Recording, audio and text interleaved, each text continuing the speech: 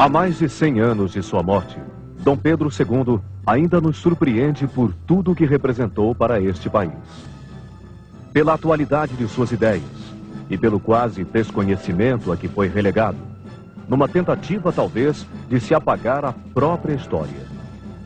A história de um príncipe cuja realeza transcendeu aos desígnios da sorte, de um homem que nasceu verdadeiramente rei. Pedro II foi considerado em sua época mais do que um grande monarca. Aplaudido pela justiça de seus atos, ele foi considerado o maior governante das Américas.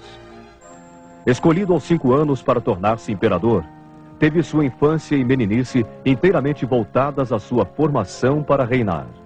Há um desenho muito curioso a respeito do Toné, do imperador, com 14 anos, fez uma ascensão num morro pegado ao Corcovado.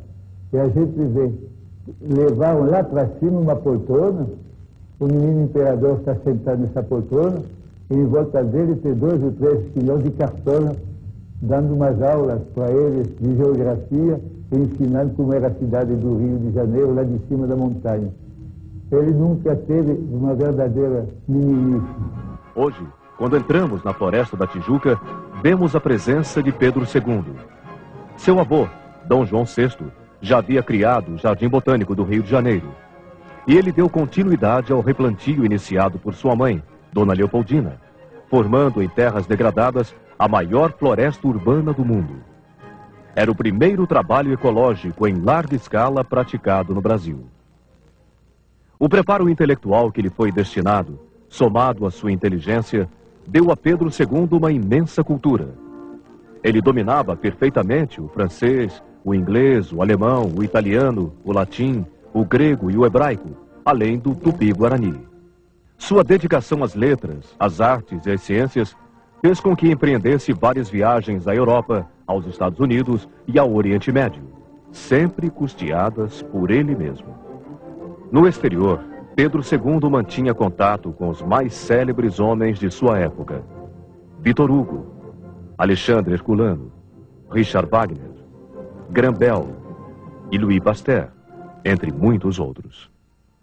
E mesmo quando ausente, seu amor à justiça e à liberdade manifestava-se pelas instruções secretas com que orientava sua filha, a princesa Isabel.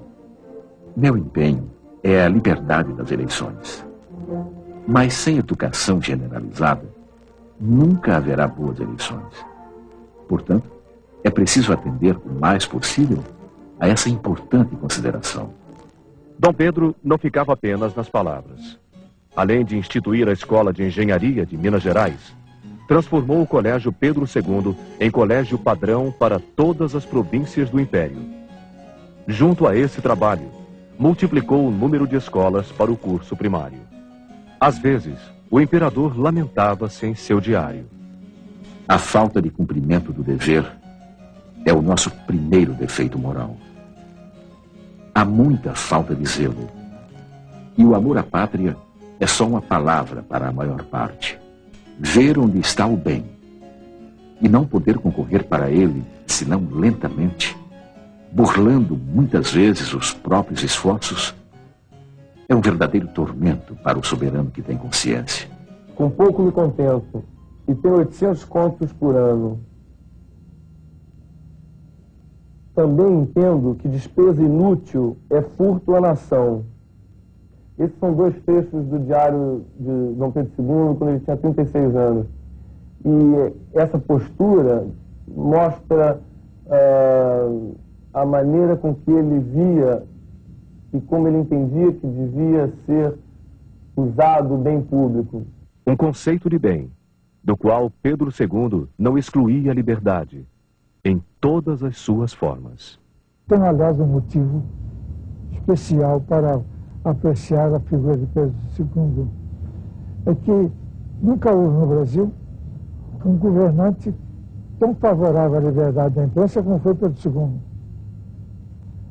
Ele se recusou sempre a promulgar qualquer lei de imprensa que pudesse restringir a liberdade dos que queriam fazer críticas ao governo de seus ministros. E ele dizia mesmo disse, se eu suprimir a liberdade de imprensa, quem é que me vem contar o que os meus ministros estão fazendo? Durante o reinado de Pedro II, o orçamento nacional aumentou várias vezes, mas os ordenados da família imperial mantiveram-se inalterados. Por 2 vezes, o imperador recusou qualquer elevação de seus vencimentos. Ainda assim, ajudava aos enfermos, aos desvalidos e à velhice desamparada de seu próprio bolso. Pagava também os estudos de talentos mais promissores, inclusive no exterior, como os de Carlos Gomes, Vítor Meirelles, Pedro Américo, Gonçalves Dias, Gonçalves Magalhães. Sua visão do futuro o levou a incentivar a introdução no país das grandes conquistas da época, preparando o Brasil para os dias de hoje. O telefone, o telégrafo e o cabo submarino para as comunicações com a Europa, além da implantação da maior rede ferroviária da América do Sul. Implantou ainda estaleiros para a construção naval. Abriu nosso comércio para o capital externo. Inaugurou a iluminação a gás no Rio de Janeiro. E mais tarde, o fornecimento público de energia elétrica no mesmo ano da inauguração deste serviço na cidade de Nova York. Durante o reinado de Pedro II, consolidou-se a ordem civil em todo o Brasil, garantindo nossa integridade territorial. A moeda manteve-se estável e foi fomentada a política de imigração de europeus, criando as bases para o aproveitamento de uma mão de obra mais qualificada para a agricultura e para uma industrialização emergente. A honra nacional foi defendida nas guerras contra Rosas, Solano Lopes e no rompimento de relações com a Inglaterra, na questão Christie.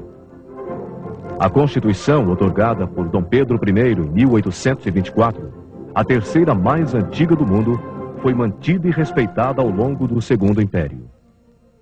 No dizer de Afonso Arinos, a melhor Constituição já elaborada no país e a de mais longa duração, 67 anos. Suprimiu-se o tráfico de escravos africanos para o Brasil, promulgou-se a lei do ventre livre e, finalmente, foi extinta a escravidão. O Brasil era então considerado um país moderno, situado no que hoje chamamos de primeiro mundo. A preocupação de Dom Pedro II com a justiça social era tão profunda e sua visão tão avançada que em sua última fala do trono advertiu a Assembleia Geral do Império. Importa a aquisição e cultura das terras devolutas e a conveniência de conceder ao governo o direito de desapropriar por utilidade pública as terras marginais das estradas de ferro que não são aproveitadas pelos proprietários e podem servir para núcleos coloniais. Era uma antevisão do processo da reforma agrária. Mas foi na defesa dos humildes e dos deserdados que Pedro II traçou seu destino. Quando da proibição do tráfico de escravos, diria o imperador: nem os interesses dos políticos, nem dos lavradores e proprietários de escravos jamais pesarão a esse respeito em minhas deliberações. Preferiria perder o trono a tolerar a continuação de tráfico de negros no Brasil. Para Heitor Muniz, Pedro II foi o emancipacionista mais pertinaz e mais constante que o Brasil possuiu. Para Joaquim Nabuco, a parte que tocou ao imperador em tudo que foi feito em prol da libertação foi imensa, foi essencial. Quando do golpe militar de 1889, não quis o imperador ver o derramamento de sangue entre brasileiros. Aceitou o exílio com a maior dignidade. Não aceitou, porém, a ajuda de custo que o governo provisório determinava que lhe fosse dada de 5.000 contos de réis. O povo não participou do golpe militar de 15 de novembro. A República, no seu primeiro decreto, no decreto número 1, dizia-se provisória, e no seu artigo 7º declarava de que haveria um plebiscito para que o povo pudesse dizer qual a forma e qual o sistema de governo que o povo brasileiro iria escolher para governar os seus destinos. Isto não passou da promessa.